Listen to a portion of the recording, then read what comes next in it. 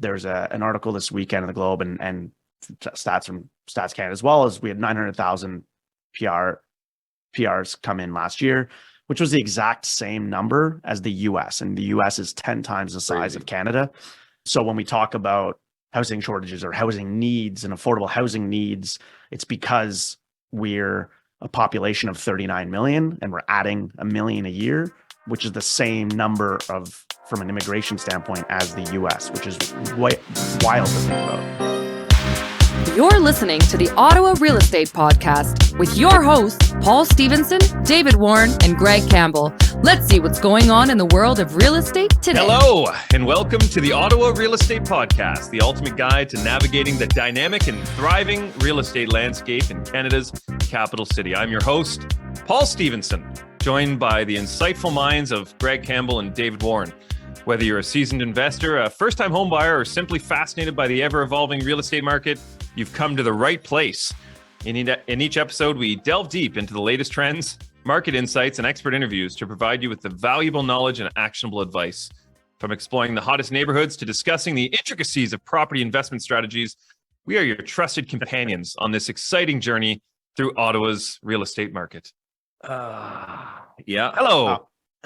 A minute and 3 second. I'm just leaning in. I'm just leaning in. We're your companions.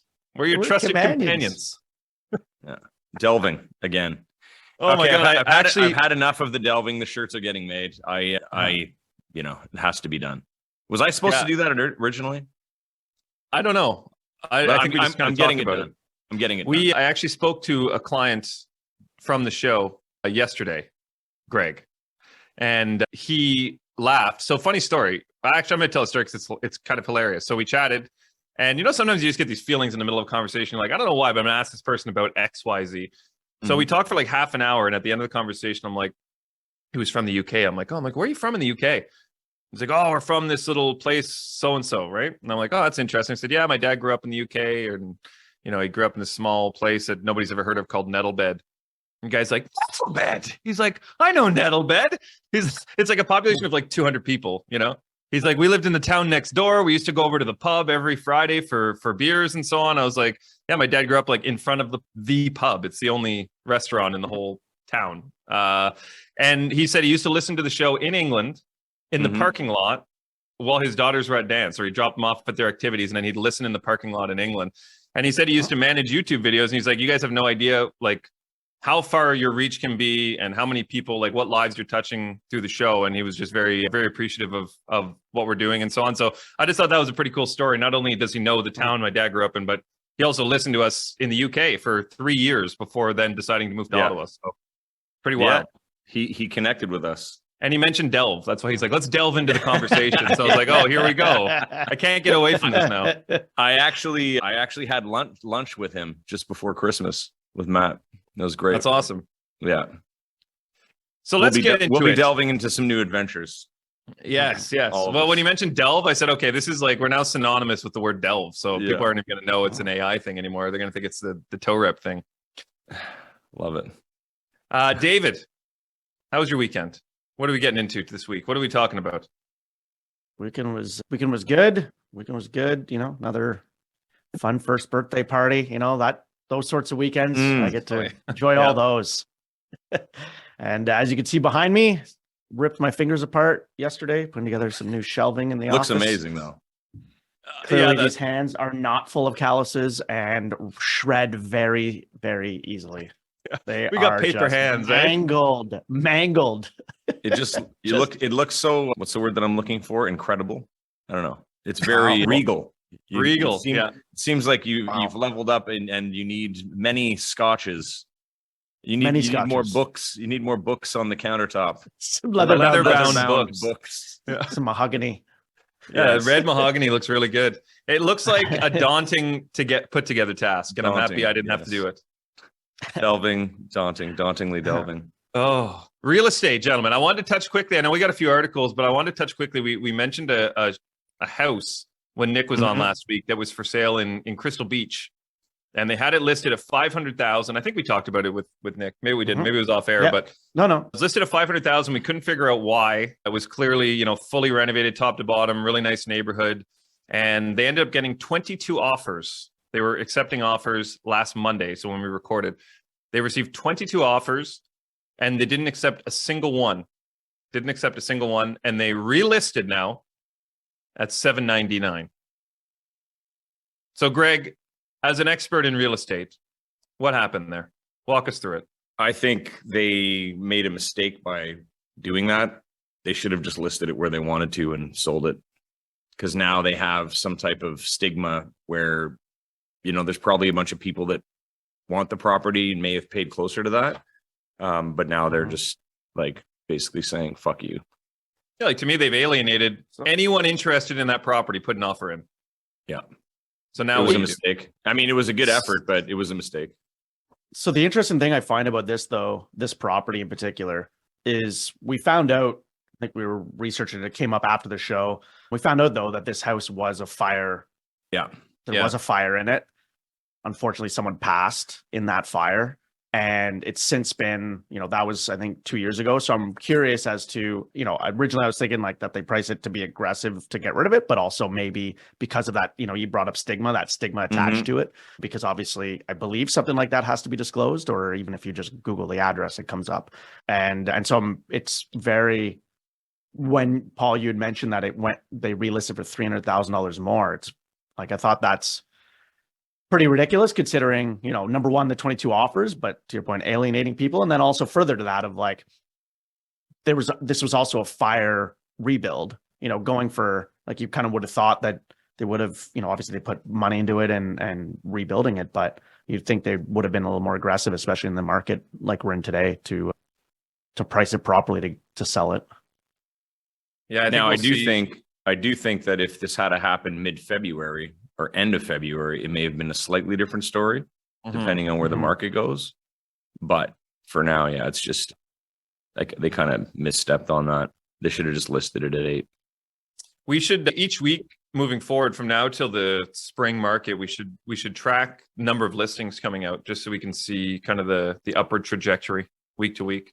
Speaking of that, in Ottawa proper, as Nick, I didn't know Greg had this. This is that was a great segue. As Nick mentioned last week, Ottawa proper, in the last 7 days, we have 350 new listings, 28 back on market, 78 price decreases, 6 price increases. The one that you mentioned being one of them. 134 conditional sales, 106 sales. 44 expired, 114 canceled. The canceled and expireds, for anyone listening that doesn't understand certain dynamics of the real estate business, the ones that expired and canceled may relist and may be included in those new listings of 350. 87 rented and 3 listings suspended. That could have been for a number of reasons, and those will probably be back on the market soon. But yeah, that'll be my new, I can do that every week. Market 350 watch. Newly listed properties that's quite a few. I think so. Yeah, I don't have the year over year numbers for that, but I can work towards that. There's a lot coming out every day. Like, let me just open up like Orleans as a thing here. So Orleans, we've had 1, 2. So the last 7 days, we've had about 30 listings alone in Orleans come up. Actually, wait, more than that. No, we've had 40 listings in Orleans come up in the last 7 days. I sold one in Orleans over the weekend. Whoa. For those that care.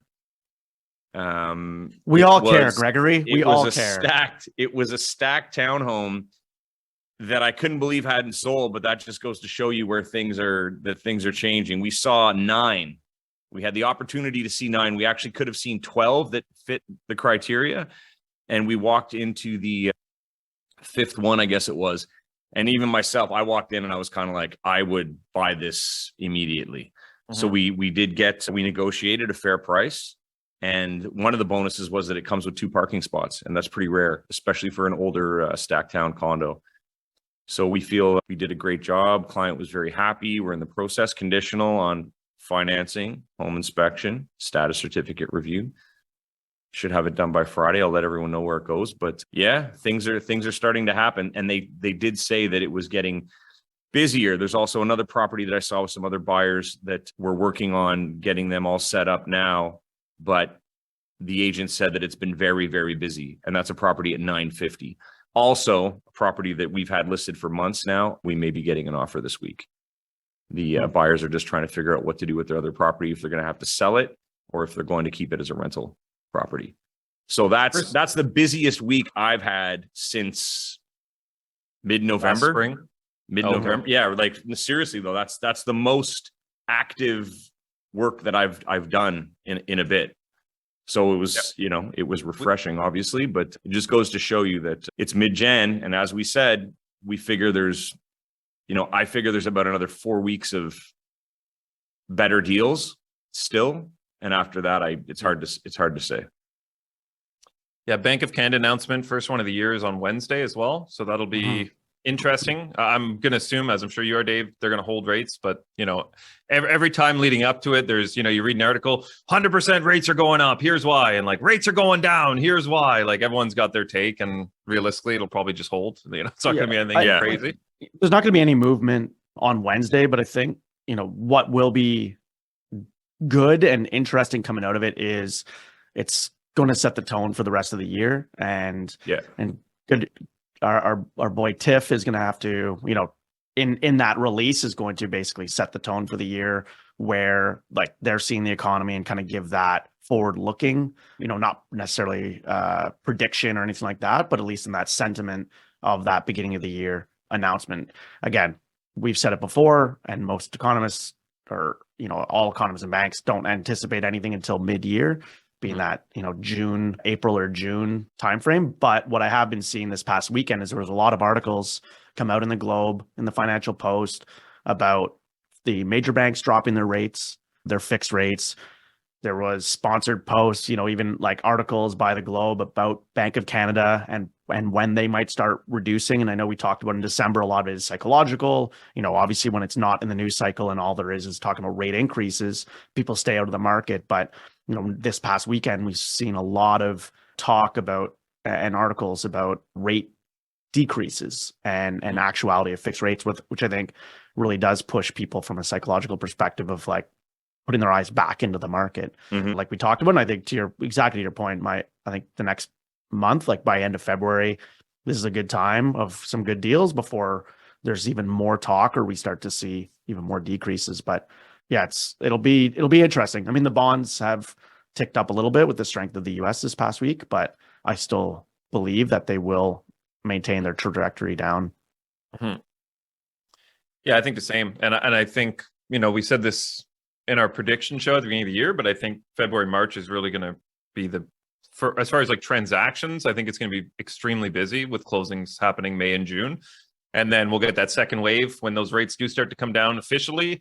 And there's a lot more. We're kind of, being in the industry and having our finger more on the pulse. We're probably, 3 to 6 months ahead of where the actual general public is from a, information standpoint and what's being portrayed, as you said, Dave, from like headlines and so on. So I think, once we see that first wave go through in February, March, the listeners of the show, and then the general public in June, July, when the rates come down again, like we'll probably see more transactions in the summer. I think in the past, summers have been typically slow because people are away and they're at the cottage and this and that. I think we're going to see a shift this year. Like I think we're going to see more people using that time off of work or off of school to find the right home and actually take that time, that quiet time to kind of take their time shopping and so on. And I think we will see a lot more transactions this summer than we have in years past. And, segueing into home prices and real estate in Canada. Are you saying there's a bubble, Greg? Is that what you're saying? This article from Better Dwelling is pretty crazy. I just got a little summary here. Dave, put the timer on. What's the headline? What's that? Yeah, most G7 countries experienced rising home prices, obviously, primarily due to 2020 rate cuts with recent moderation. But Canada's real estate bubble is significantly larger than any other G7 country, surpassing the peaks seen in the US and Japanese bubbles. Canadian home prices peaked in Q1 of 2022 after a 59% increase from Q1 2020, followed by a 16.1% decline in the subsequent year. Currently, Canadian home prices are still 11.4% lower than their peak. Despite concerns about a correction, Canada's real estate market is not showing significant signs of correction. Canada's real estate bubble has outpaced the growth in the United States with a 206.8% gain compared to the US's 88.1% since 2005. That's crazy. Among G7 countries, the UK, Germany, and France have also seen substantial home price growth since 2005, while Japan and Italy had more modest gains. Canada's recent population increase is seen as a result of policy decisions designed to support the real estate bubble narrative. However, concerns about the bubble existed even before these decisions were made. 206.8% gain compared to 88.1% in the US since 2005. That is bananas. I mean, of the G7 countries as well, though, Canada has the highest percentage of home ownership as well, which I think is important because of that. We've talked about it before. Canada certainly has, the Canadians rather have a propensity of, it's that goal of home buy, ownership. own your own home. It's not rent a home. In the US, there's no, yes, it's about owning, but there is it's typical to rent. Europe is all rentals.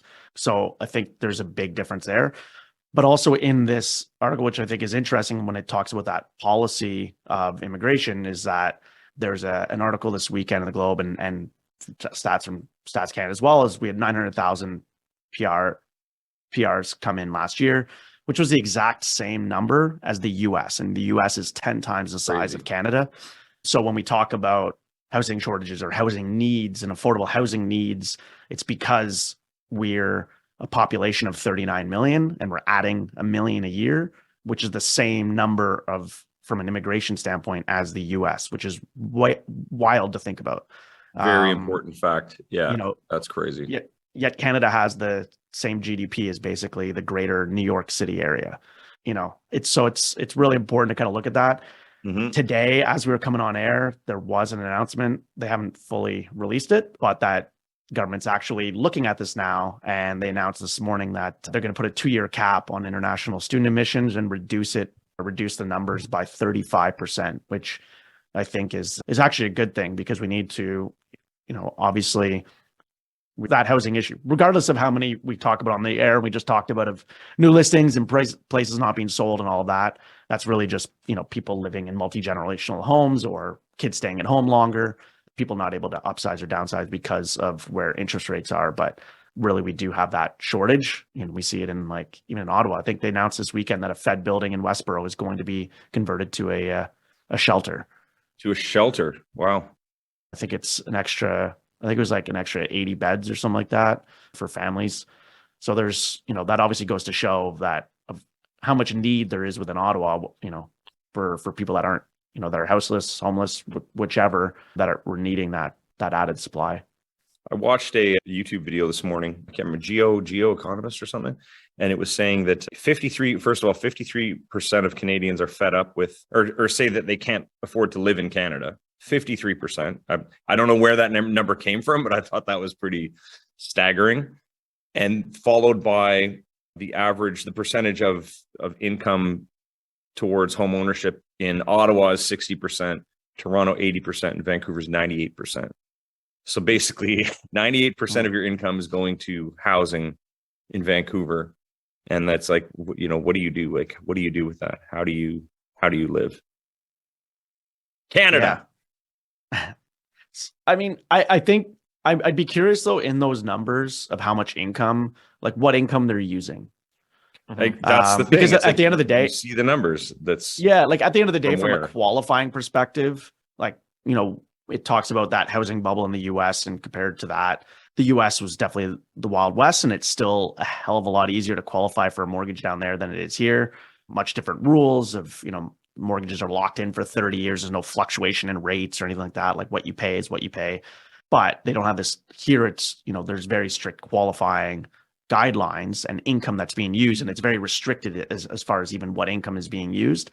So I'd be curious on those stats when they say 98% of income. Well, those people need to qualify for that mortgage. So is it just many parents and everyone else coming on, but they also have their own homes? So, what stats are they using? But because they also won't use, from a mortgage perspective, if somebody drives for Uber or Lyft on the side or something like that, They aren't always claiming Mhm. that, or that gig economy, which accounts for billions of dollars. Like that's not claimed income. That's still cash that people are able to spend. So I'm curious, like what stats they're I actually agree. deriving that number from.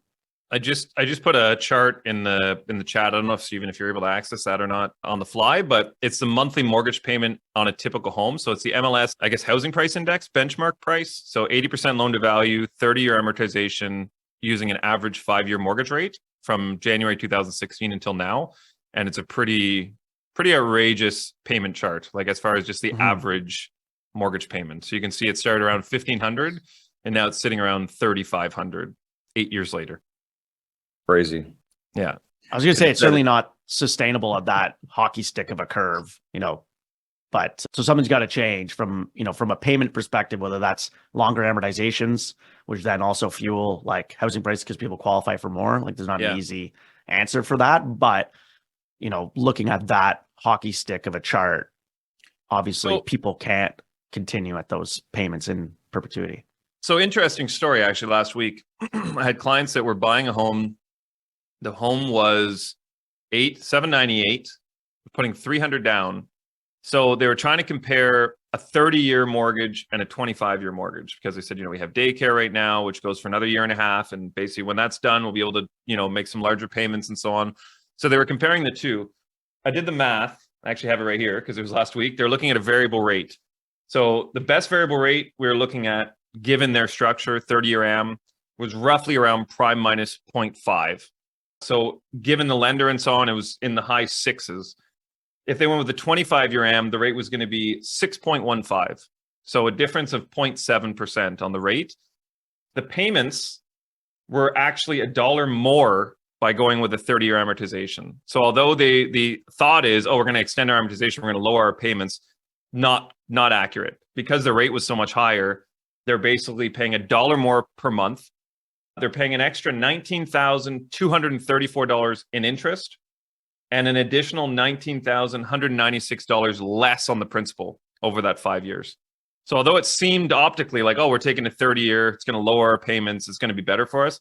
Not only was it more expensive every month, obviously very nominal, basically the same, but they're going to be paying way less and they're going to pay way more in interest. And is that lenders trying to restrict people from doing 30 years, or that just happened to be the scenario? So one thing that people don't know or realize, because a lot of people walk into their branch, is the major banks just have one set of rates for 25-year amortizations, one set of rates for 30-year amortizations conventional, and one set of rates for insured, meaning like CMHC insured or Sagent or Canada Guarantee. We have, as mortgage agents, we have access to many banks, and other banks have buckets of rates.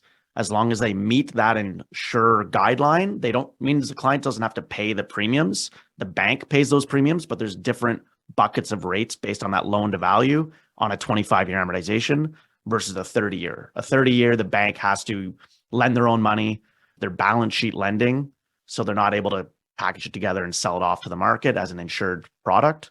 So in this case, Paul's clients are falling under that less than 65% loan to value, 25-year amortization. So they're getting absolute best rates as if they were like as an insured mortgage versus a 30-year. The bank's having to balance sheet lend, and it's a conventional mortgage. So the money's actually more expensive on a 30-year amortization. And so the major banks don't have different buckets of rates like mortgage agents do. Again, goes back to why you should speak to mortgage agent as opposed to your bank, especially when you're coming up for renewal, but even on a purchase like this. But yeah, they came to me. They had they had an approval from a major bank, and then they also had an approval from an online, I don't even want to say broker, an online service.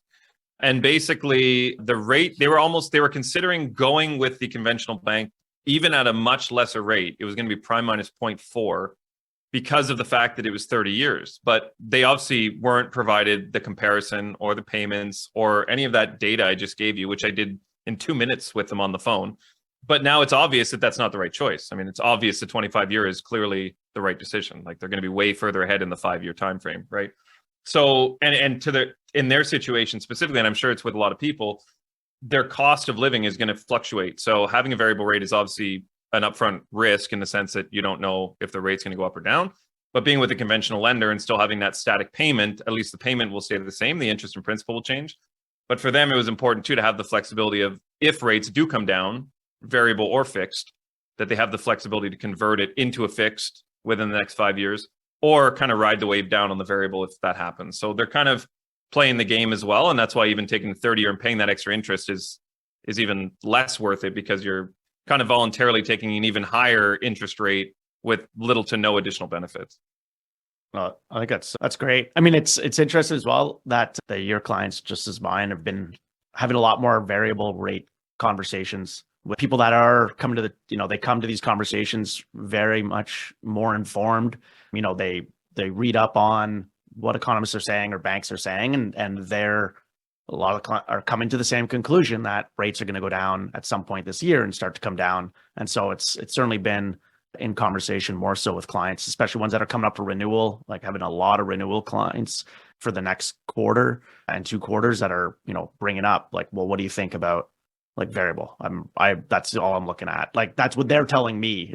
So I thought that's an interesting. And I would say homeowners have heard the message loud and clear. Like the people that I have talked to that are renewing have said, like over the last year with all the speculation stuff, that they have been putting additional money aside, maybe instead of going into investments, into savings, that they know that they have that kind of buffer and that threshold for increased payments moving forward. So I think Canadians have definitely heard that message loud and clear. Like everyone is now aware, okay, rates are going to be way higher in renewal. I don't think there's as much sticker shock as there was for people being maybe beginning of last year. So I think that'll translate into easier conversations, maybe where people are informed, they kind of know what to expect, and it's not going to be what do you mean our payment's going up $400, whatever that amount is. So I think people, as you said, are definitely keeping their finger on the pulse more than in years past because of the increases we've seen in the last couple of years. It's kind of forced people to be more involved and more invested in their property and their investment, their real estate investment. I like it. You know what else I like? If anyone's noticing and paying attention to me on the screen, if anyone watches this, if anyone watches or listens to this show, I'm in new spaces the last couple of weeks, new spaces, because we're in a new office since we moved to EXP. We've acquired office space, and I'm very excited. The podcast studio is going to be pretty fabulous coming within the next month or so. So stay tuned for that. And we're neighbors, Greg. And I'm right across from Paul. So we're are you not testing only different virtually offices? Connected now, we're physically connected.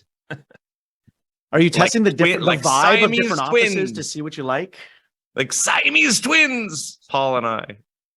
Couple Geminis. We're beside. I'm doing a podcast based across the hall. So yeah, it's gonna be nice. We'll have party. We'll have party here. Party. Yeah. Party. Yeah. Well, should we party on to some mood boosts? I think so. I think that's all. I think that's all I have for today.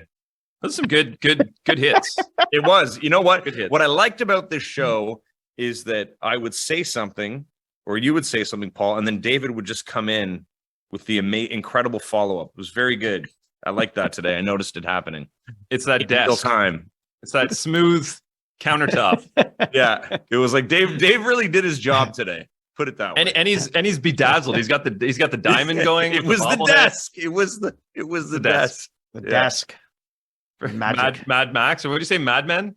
Mad Men, yeah. Not Mad Max. Sorry, different. Mad different Max. vibe. Greg's got more of the Mad Max vibe over there with the the insane asylum. Yeah. Okay, so I know got 3 today, but I'm going to start with just a little tidbit. It said I used to be indecisive. Now I'm not so sure. Now we'll get into the movie. All right, number 1. I called up my landlord and I said, "Hey, I got a leak in my sink." He said, "Go ahead. I'm not judging."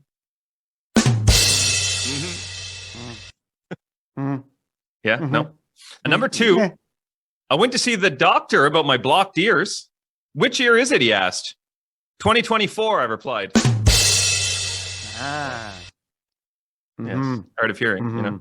And number 3, last but not least, today, I saw someone waving, and I wasn't sure if they were waving at me or at someone behind me. In other news, I was fired from my lifeguard job. Paul, Steven posted up in the group. You should bring up the faces. Faces. We got our faces on screen. We were also nominated our second year in a row, I think, for Podcast of the Year in the media category for Faces Magazine. So I think voting opens today, and you can vote by visiting, I think, faces.ca. There's a nomination there. We'll make sure to put it in the show notes. But if you're listening, if you can take 2 minutes and go over and vote for us, that would be much appreciated. And thank you. Whoever nominated us, thank you. Yeah. Thank you. To whoever I nominated us. imagine it was Jeff O'Toole that nominated us. That's true. That's very true. His favorite podcast. Our BFF, Jeff. Shout out. Yes, great work, gentlemen. It's a testament to all the hard work you guys put in. I just show up every Monday. You guys are great. As everyone knows, we just show up. Love you. Yeah. Love this show. All right. Well, we'll be back next week, every Tuesday, 10 a.m. You can tune in on YouTube or any major streaming platform, podcast streaming platform. You know what I mean. And we'll be back next week, gentlemen. Godspeed. Have a great week. Deuces. See you later.